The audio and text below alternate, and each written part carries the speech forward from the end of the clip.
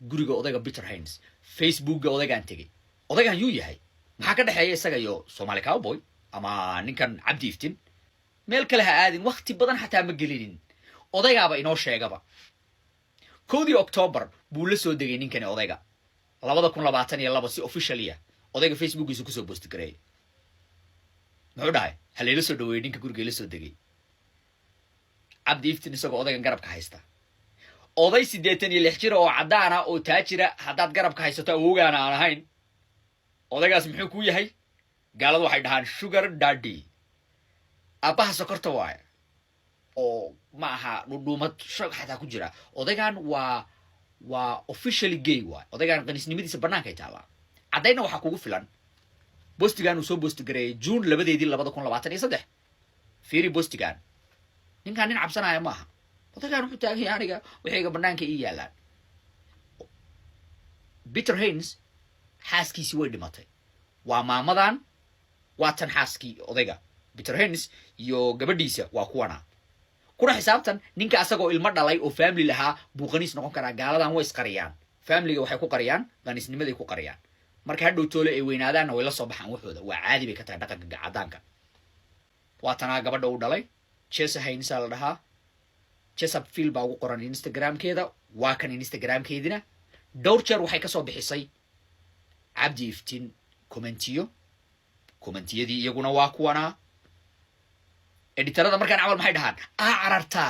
la iskama yeelaayo one of the gay rights activists Mr. should I call you Mr. Pepe Julian Onzima, thank you for coming in. Thank you for good morning. Morning to you. Why are you gay? Who says I'm gay?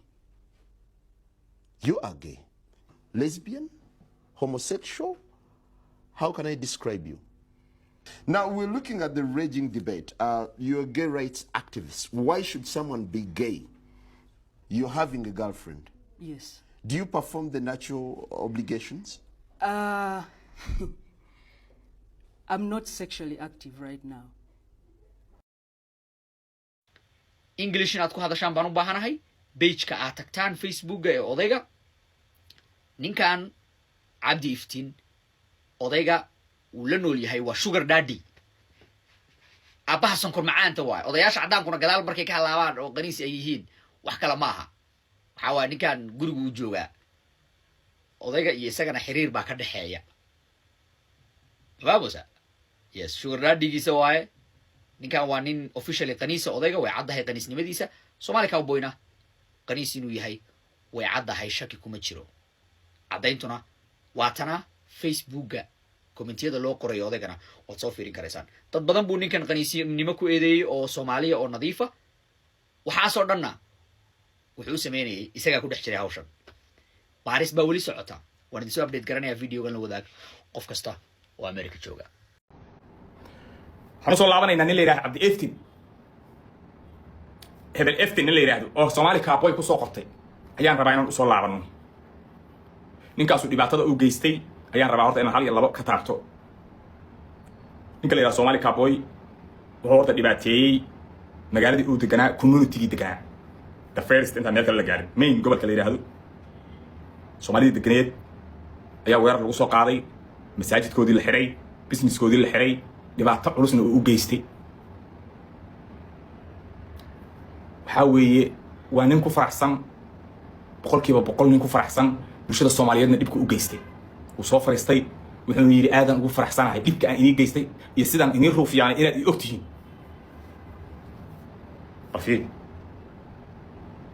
Bafiri wuxuu yiri waxaan ku faraxsanahay inaad ogaateen jaajuusnimadeydu heerka ay gaarsiisan tahay ayaan ku faraxsanahay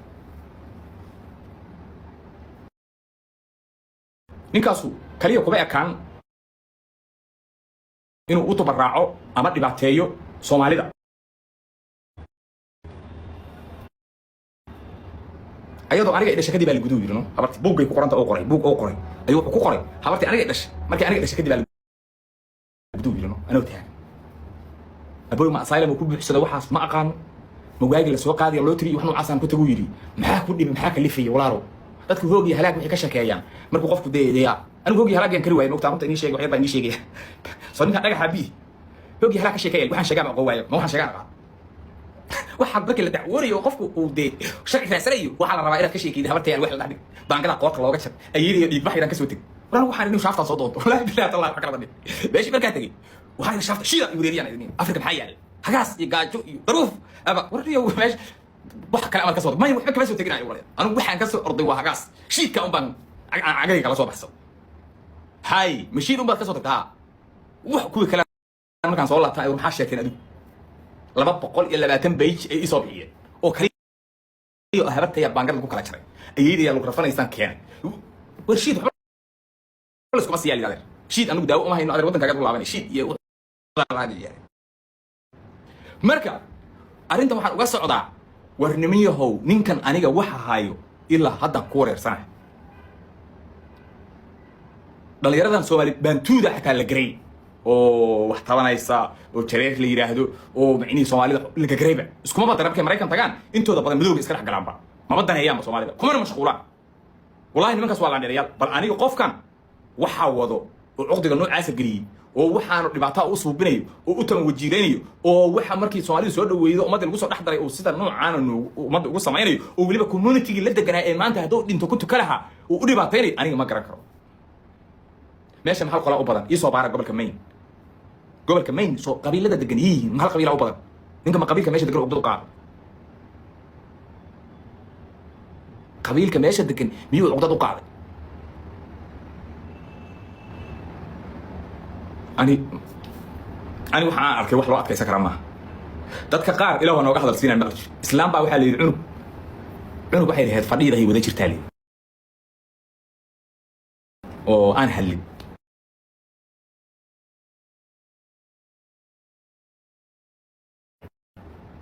oo hadlay markuu hadlo wuxuu ka ilaahu iga hadalsi ilaahu iga aamusi aad ka timid dadka qaar dadkan waxay ku ficnaayeen meelahoodii adduunyada hadii la geeyay xataa nolol abuurto iska daaya waxaan ma gataano ingiriis yaro qajajacaha la bartay waa la siin oli waa saga hor cararayaba waraysigiisaan dhageysanayay wuu faraxsan yahay waxa uu ka sheekeynayaa wallahi oo billahi oo talaa caloosha ka soo dhacay sida toon xasan sheekh ahaan u jawaabaan mid yaro gaal ah soo wacay mid xalaas mid yaro Soomaali bani oo wato markaas weydiiyay sabab aragtaa Soomaalida wallahi dadka maada iyo halaga duubay halaga sheegay magacayda والله يسوى خلوين هاي ويب سايت او دابعه سيد وقتها لي سوماليدا دونالد ترامب ku tilmaamay trash man hina ku dad macna magac kale meesha kasta adduunka tagaan ayaan nahay inaan trash ahayna waxa ku cadeynaya asagoo leaderkii adduunka ayuu soo qaatay magaceen garanaysa marka taa waxay ku caday qabba igu jiray igama ahayn Soomaalida iska dhaadhici luuq baan ku jirnay waxaan rabaa dhigay waxani marka meesha uu ku soo arooriyay ma yaqaan call me American wuxuu u dagaalamay in American lagu dagaalamo buugdan uu sameeyay call me American oo magac dhigay diiwaan uga dhigay nacala hooyadaadii codsiga dhiiba jirta ku yaal xuquuq raadiska ah waxaan muxuu ahaa xageena ka keen qofka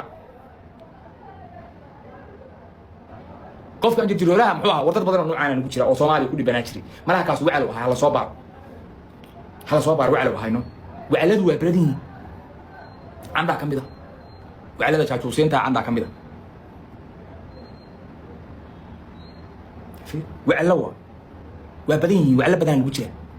وقالوا u shaqeeya oo taasnimo ku faanaya oo raganimo iyo garaad mooda ka baaraya walaaniga nin waa isqaba karnaa shakhsi waa isqaba karnaa community maxaa ka dhibaateynaya community dan maxaa ka dhibaateynaysa hadda waxa naga buuxaniyo Soomaalinimada dhanba loo gooyo waayniyo waxa warninkii Soomaali ka boy aha balaya ku dhacday waxa la yiraahdaa adduunka laba ugu saameyn badan budurada tiraadaa waa ciidamada sirdoonka ee Israa'iil iyo ciidamada sirdoonka ee Mareykanka laakiin labadaba Soomaali baa beentay Soomaali oo maalmahan oo dhanba dagaal ku jirtay oo Mareykankii qoladii meega ee cunsuriyiinta Mareykanka kaga qaylisay oo xataa ku tiri 300 sano ka hor baan loo ballan qaaday iyagoo ula jeeda dhulka qasas sida Israa'iiliintu u sheegtaan yani dhulka qasas sida Israa'iiliintu u sheegtaan oo iyagoo u sheegto yiri annaga baa halkan loogu yimiday oo orday idinkuna Yurub ku laabta oo Mareykankii shacabkoodii iyo cunsuriyiintii labada dhagood dhiig kaga keenay bay xariifkan oo Soomaaliya oo Soomaali cowboy oo nin dhalinyarada ixtiraamta ahaa baa isku soo dhax tuuray hadduu isku soo dhax tuuray ninkii baaritaan bay ku sameeyeen muuqaal loogama horreeynin uu guri ku sheegtay gurigii bay galeen adriiskooda dad wax bartay weey sirdoon haddaad maqasho Soomaalidu free buu ku shaqeynaya ninka Soomaaliga markay qadiyad noqoto qabyaalad iyo waxaas la yiraahdaa qabyaalada shar baynu suuqlo mashquulsanahay maahine Soomaalidu cidiyahay ku dagaalantaa waana xaqiiq adduunka dagaal haday noqoto Soomaali waa madaxa dagaalka weey ninkii odayga ahaa gurigii bay daba galeen waxay keeneen gurigii ninkii iska lahaa bay keeneen ninkii iska lahaa xilligu waxa weeye 2002 balila daabo halka waxay ku dhigayaan mideeda kale bal fiiri ninkii inta uu tageen akoonkiisa ninkii akoonkiisu GB yahay oo waxa weeyaan 4 qof iyo 5 qof comment ka bixisay waxay gaarsiiyeen 1000 iyo dheeraad ninka hadda waa yaaban yahay Soomaali ka bay almost gurigii laga qabay balaya ku yaacday balila fiiri waxa ka daran waxay u sheegayaan balila fiiri calankii khaniisiinta u saaran ninkii qabay fiiriya بس يحنو عاصا وقرن فيريا وكانه مقال ما كدوي فيديو نينك 2022 labadii xaaskiisu ka dhimatay kadibna Soomaali Cowboy buu guursaday waka fiiriya balaya daawada waan soo duubay fiidiyoo ka duubay commentiga waxay ugu sheegayaan ninkani wuxuu sheegtay gurigaaga khaniisow marka dhimato ku sugayay iska ilaali bay u sii qorayaan xataa Soomaali bay ugu sheegsanayaan qaybtood bal fiiri subhanallah Soomaaliya ilaahow Soomaaliha lagu soo jeedin Soomaali adaad maqasho waa madaxa foodada فري فكوش قنيا فري لوير هذا مقشوا صومالي وي شرعي بلو دجال إيه بلو أنا عم يستري بيتاجين عيالك سي والله دي بعد دجال كهير كجار سي مريكان والعنصريين مريكان كقيلي سي شعب كيرنا ولا صداك نتري سبحان الله صومالي شرتين إلهي نقبل باديو أبدو حنليه نيو هرتا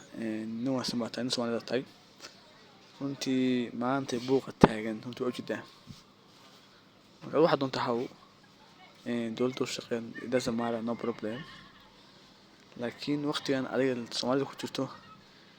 especially in Minnesota area and a lot of Somali community they're facing now challenges near who capsule ورئيسيا يوحنا نيو سكتشوش because guys you gotta be careful with your saying man حسلاف صوته حتى نيو يعني عبديو ولو دي وحن نقولوا أركض بالوقت ما بدي ورير يورك يا سوق كذا عبد واسان وصوت أنا أقول يعني أقول عبد هان لا ده أنا حق صح أو عبد إنه هي معناه ده ما هيو لكن تتكشيء لكن عبد مركي قالوا حلا وسمين هو ما في عنا يعني هذا حن ده أتصل يوتيوب مع كوار كي قصان داون ورئيسي روسيا فوكس نيوز وحلوق لي Somali refugee calls out على اسم community كور وليس كذا بيحكي حليل Somali refugee في المقدسة هذه وضد كان عادي وبكبه يعني كان سيكستو وليس وسيد سيكستو بالشدة واحد سيكستو وحوس بنكتيد they still call you a refugee وحتى هو قنصين مقرت وايو you are not born in the United States قف مريكا ولا شمتيد so maybe هذا مريكا ولا تقول أو accent هذا maybe native في هاي يكون online maybe Somali American يكون online لكن American بتاعي citizen of the United States but واحد أمريكا يعني عند كمار لنا ودنك you come to the United States like 10 years ago that's what they know so they still call you Somali refugee at America Somali refugee at America they still call you whatever interview you give they still call you Somali refugee so ممكن حنا عبديو يهو نيوم بتاعي نشرف لا تاعي نيو شرفت سبحان الله إلى شو ولا يصير نعاس تشوش especially during this difficult time تشوش Somali ساعدان حقا إنها كفر ولا يصير بدنا نروح يا Somali وعرس بدنا هيسته نيو غف دبها تاعي لو أركن تاريخ يعني كحسين يلا أنا عبدي دبها تاسو قصي يلا أنا عبدي ونيو وتابعته له